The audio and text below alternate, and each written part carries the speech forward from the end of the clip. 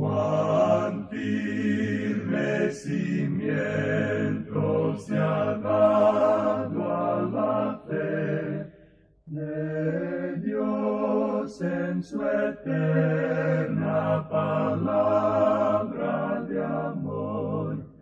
Con el propósito de compartir con usted las inmutables verdades de la palabra de Dios, presentamos A través de la Biblia, un estudio detallado y sistemático de toda la Biblia que le ayudará a conocer lo que Dios ha revelado para nuestro provecho espiritual.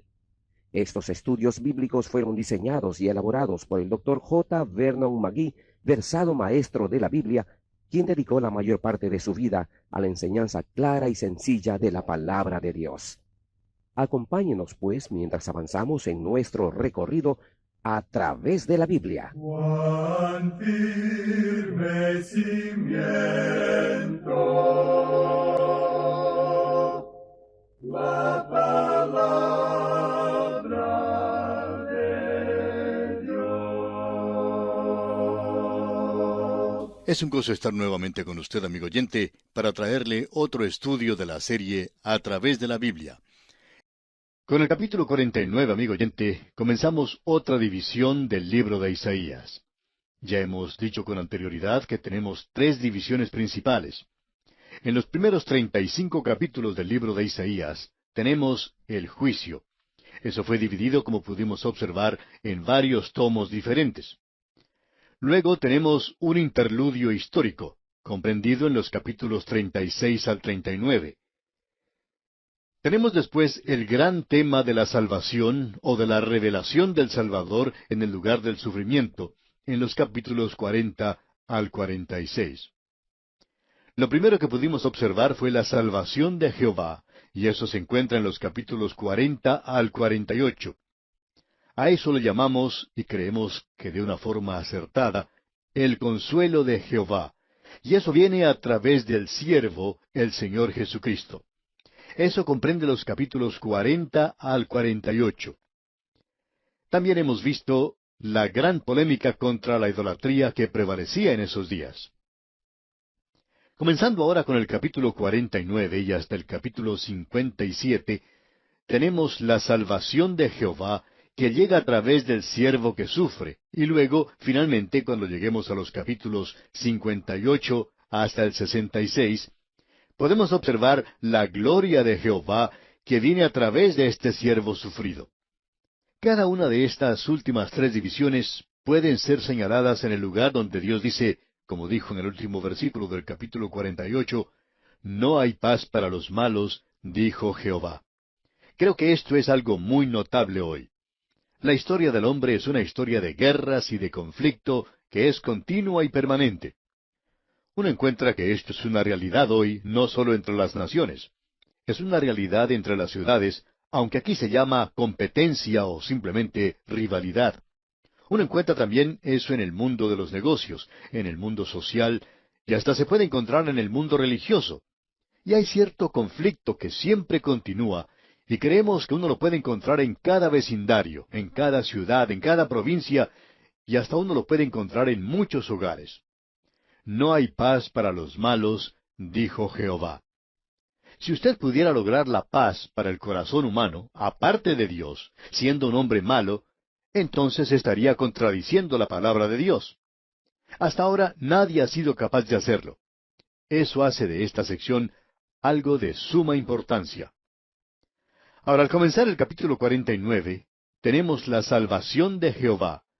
Y ahora estamos comenzando a avanzar hacia una revelación definida del Señor Jesucristo como el siervo sufrido de Dios. Nos hemos estado moviendo en esa dirección desde el mismo principio, pero antes lo hemos visto a Él como el siervo que trae el consuelo al pueblo de Dios. Es simplemente una silueta, como algo que no se puede apreciar muy definidamente en primer plano. No vemos mucho de ello, pero mientras más nos acercamos al capítulo 53, donde tenemos la maravillosa revelación de la cruz de Cristo, esto se nos hará mucho más destacado y nítido para nosotros. Ahora, primero, Israel era el siervo de Jehová, pero Israel fracasó. Ahora Dios va a comenzar a hablarnos de otro siervo, y ese siervo es el Señor Jesucristo. Usted encuentra en las escrituras proféticas que éstas hablan principalmente de Israel, y aun así, el significado final se encuentra en la persona de Cristo. Creemos que una ilustración clásica de lo que estamos diciendo se encuentra allá en el libro de Oseas, capítulo 11, versículo 1, donde dice, escuche usted, «Cuando Israel era muchacho, yo lo amé, y de Egipto llamé a mi hijo». Esto se cumple en Cristo allá en el capítulo 2, versículo 15 del Evangelio según San Mateo. La nación fracasó, y ahora aquel que salió de la nación es quien tiene éxito. En los primeros 7 versículos de este capítulo 49, tenemos la disertación de Cristo al mundo. Quisiéramos que usted escuche esto porque mientras usted escucha, usted estará escuchando un discurso del Señor Jesucristo de la misma manera en que lo escucharon los 12 apóstoles cuando estaban con Él en Galilea. En este capítulo vemos a Cristo saliendo para llegar a ser el Salvador del mundo, y en ese movimiento Israel no es olvidado, porque aquí se reafirma de manera enfática la restauración a su tierra que ya se le había asegurado. Tenemos, como dijimos en los primeros 7 versículos, el discurso o disertación de Cristo al mundo. Luego, en los versículos 8 al 21, la discusión de Jehová con Israel en cuanto a la restauración de ellos. Y luego, en los versículos 22 al 26, tenemos el retorno al tema en cuanto al juicio de los opresores de Israel. Vamos ahora a destacar los puntos sobresalientes de cada uno. Pero el primero de ellos es el que tiene más importancia. Esta es la disertación del Señor Jesucristo al mundo. Y amigo oyente, no hay nada que corresponda a esto en las religiones del mundo. Aquí tenemos a alguien que está observando al mundo, y lo está observando como el siervo de Dios, quien ha venido a este mundo como su Salvador. Cada religión está limitada a un grupo étnico o a varios grupos étnicos que no son mundiales. Por lo general, ninguno de ellos se extiende más allá de las fronteras de una tribu, de una clase de gente o de una nación. Por tanto, la mayoría de las deidades eran deidades locales. En cambio, la deidad en la palabra de Dios es el Dios vivo, el creador del universo, el redentor de la humanidad. Y eso hace de Él algo único, por cierto. El primer versículo de este capítulo 49 de Isaías dice, «Oídme costas y escuchad pueblos lejanos. Jehová me llamó desde el vientre, desde las entrañas de mi madre tuvo mi nombre en memoria». Cristo está llamando aquí a las naciones del mundo, y Él recibió el nombre de Jesús antes de haber nacido. Y este es el nombre que debe ser proclamado al mundo, porque es el nombre del Salvador, y el mundo necesita un Salvador. Luego en el versículo 2 leemos, «Y puso mi boca como espada aguda, me cubrió con la sombra de su mano, y me puso por saeta bruñida, me guardó en su aljaba». Esa espada aguda que sale de su boca es la palabra de Dios. Y la explicación que dieron sus enemigos cuando estuvo el Señor Jesucristo en este mundo fue, «Nadie habló como Él habló». Y en el capítulo 19 del libro de Apocalipsis se nos dice, «De su boca sale una espada aguda para herir con ella a las naciones». Es el juicio de las naciones por la palabra de Dios. Notemos esa identificación. Ahora el versículo 3 dice, «Y me dijo, mi siervo eres, oh Israel, porque en ti me gloriaré». Esto es correcto en cuanto a la nación de Israel, y también es correcto en cuanto al Señor Jesucristo. Luego tenemos la siguiente declaración en el versículo 4. «Pero yo dije, por demás he trabajado, en vano y sin provecho he consumido mis fuerzas. Pero mi causa está delante de Jehová, y mi recompensa con mi Dios». Ahora, cuando él fue rechazado, y parecería que él habría trabajado en vano, su confianza está puesta en Dios, y aun la muerte del Señor Jesucristo fue victoria. En realidad, esa fue la victoria más grande hasta hoy que hayamos podido observar. El énfasis se da, por tanto, en esta sección al siervo que está sufriendo. En su primera venida, él no reunió a Israel porque ellos le rechazaron, pero él hizo algo mucho más maravilloso que eso. Él trajo la salvación para todo el mundo, y por tanto el propósito de Dios no fue obstaculizado por las pequeñas maquinaciones del hombre. Escuche lo que dice aquí en el versículo 5. «Ahora pues, dice Jehová, el que me formó desde el vientre para ser su siervo, para hacer volver a él a Jacob, y para congregarle a Israel, porque estimado seré en los ojos de Jehová, y el Dios mío será mi fuerza. Amigo oyente, yo le presento este pasaje en particular a usted como uno de los más destacados de la palabra de Dios. Y este es uno de los pasajes que desafortunadamente no se observa tan a menudo como debería hacerlo por el pueblo de Dios. Luego en el versículo 7 leemos, Así ha dicho Jehová, Redentor de Israel, el santo suyo, al menospreciado de alma, al abominado de las naciones, al siervo de los tiranos. Verán reyes y se levantarán príncipes y adorarán por Jehová, porque fiel es el santo de Israel, el cual te escogió. Pablo dijo esto de la siguiente manera, Y si su transgresión es la riqueza del mundo, y su defección la riqueza de los gentiles, ¿cuánto más su plena restauración? Es decir, que el rechazo de Israel quiere decir que el Evangelio es esparcido hasta lo último de la tierra. Piense usted en lo que será algún día cuando Dios los va a reunir a todos ellos. Ahora, en la segunda sección, tenemos la discusión de Jehová con Israel en cuanto a su restauración. Vamos a destacar una o dos cosas aquí. Leamos el versículo 8 ahora. Así dijo Jehová, En tiempo aceptable te oí, y en el día de salvación te ayudé, y te guardaré y te daré por pacto al pueblo, para que restaures la tierra, para que heredes asoladas heredades. Dios escuchó la oración de Cristo, y aquel a quien las naciones crucificaron será el mismo ante el cual se inclinarán los reyes, ante quien se doblará toda rodilla para reconocer su autoridad. Luego, pasando al versículo 13, leemos, Cantad alabanzas, oh cielos, y alégrate tierra, y prorrumpid en alabanzas, oh montes, porque Jehová ha consolado a su pueblo, y de sus pobres tendrá misericordia. Los propósitos de Dios en la tierra se centraron en la nación de Israel. Cuando ellos estén de regreso en su tierra, entonces los cielos y la tierra se regocijarán. Hoy tenemos todas las cosas más o menos fuera de lugar en cuanto a la situación del mundo se refiere. Israel debería estar en la tierra en un lugar de bendición, sirviendo a Dios. Pero no es así. La iglesia debería estar en el cielo con Cristo. Sin embargo, la iglesia aún está en este mundo. El diablo debería estar en el infierno. Sin embargo, él está recorriendo esta tierra buscando a quien devorar. El Señor Jesucristo debería estar sentado sobre el trono de esta tierra gobernando este mundo. Y Él está a la diestra de Dios. Así es que hay varias cosas que deben ser cambiadas de lugar para que ocupen su lugar apropiado. Y cuando eso ocurra, entonces será lo que ya expresó Browning cuando dijo, Dios se encuentra en su cielo y todo marcha bien con el mundo. Esa expresión no es una realidad en el mundo del presente, como bien podemos apreciar usted y yo. Pero ahora el Señor Jesucristo les está hablando a ellos. Esta es una discusión con ellos en cuanto a su restauración. Si usted aún mantiene dudas en cuanto a si Dios restaurará a Israel, entonces le presentamos para que usted estudie cuidadosamente esta sección de la palabra de Dios. Vamos a ver ahora lo que Dios dice en la última división, en el versículo 22, en lo que es también la tercera sección. Aquí tenemos en realidad un cambio de dirección. Dios va a juzgar a sus opresores, es decir, a los opresores de Israel. Leamos el versículo 22 de este capítulo 49.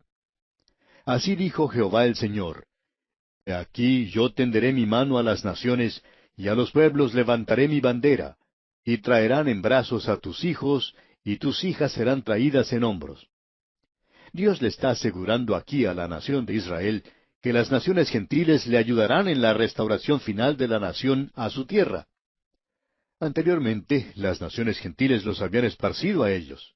Por tanto, aquí tenemos una profecía que es sobresaliente aún hoy, porque usted recordará que aun cuando Gran Bretaña fue quien abrió esa tierra para ellos, aún así, la misma Gran Bretaña fue la que dictó un decreto que ellos no podían entrar allí.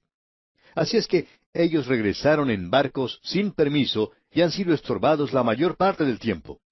Ha sido necesaria la persecución para que ellos salieran de otros países, y encontramos que hoy está ocurriendo lo mismo en algunas naciones. Diríamos que hoy la mayor cantidad de judíos se encuentra en los Estados Unidos de Norteamérica, la segunda en Israel mismo, y luego la tercera en Rusia. Así es que, fuera de Israel, diríamos que la segunda mayor cantidad de judíos se encuentra en Rusia hoy. y muchos de ellos están tratando de salir de esa nación. Tenemos entonces aquí que en aquel día Dios los llevará a ellos de regreso a su tierra, y está usando a las naciones gentiles para lograr eso. Luego en el versículo 26 leemos, y a los que te despojaron haré comer sus propias carnes, y con su sangre serán embriagados como con vino, y conocerá todo hombre que yo Jehová soy Salvador tuyo y Redentor tuyo, el fuerte de Jacob. Aquí Dios dice que Él va a juzgar a los opresores de Israel. Llegamos luego al capítulo 50. Y aquí tenemos la razón por la cual Israel rechazó al Señor Jesucristo. Esta es la razón verdadera, ese obstáculo sobre el cual ellos deben pasar antes de que puedan ser una bendición para ellos. Él vino como su Mesías. Él fue en realidad uno de ellos. Y Él vino a lo suyo y los suyos no le recibieron. Él vino a su propio pueblo, a su propia gente, pero ellos no le recibieron. Él nació bajo la ley. La mujer de Samaria dijo, ¿cómo es que tú, siendo judío, me pides a mí de beber que soy mujer samaritana? Tenemos ahora, en este capítulo 50 de Isaías, que Dios el Padre indica la razón para el rechazo de parte de Israel al Señor Jesucristo. Luego, en los versículos 4 al 9, Dios el Hijo habla en cuanto a su humillación, y finalmente en los versículos 10 y 11, Dios el Espíritu Santo sugiere que el hombre confíe en Él. Este es otro capítulo muy destacado. Leamos el primer versículo de este capítulo 50 de Isaías. Así dijo Jehová, ¿qué es de la carta de repudio de vuestra madre, con la cual yo la repudié? ¿O quiénes son mis acreedores, a quienes yo os he vendido? He aquí que por vuestras maldades sois vendidos, y por vuestras rebeliones fue repudiada vuestra madre. La razón por la cual ellos se encuentran en la posición en la cual están hoy, es debido a la actitud y a la relación que ellos tomaron con aquel a quien Dios había enviado. Luego en el versículo 2 dice, ¿por qué cuando vine no hallé a nadie, y cuando llamé nadie respondió? ¿Acaso se ha acortado mi mano para no redimir? ¿No hay en mí poder para librar?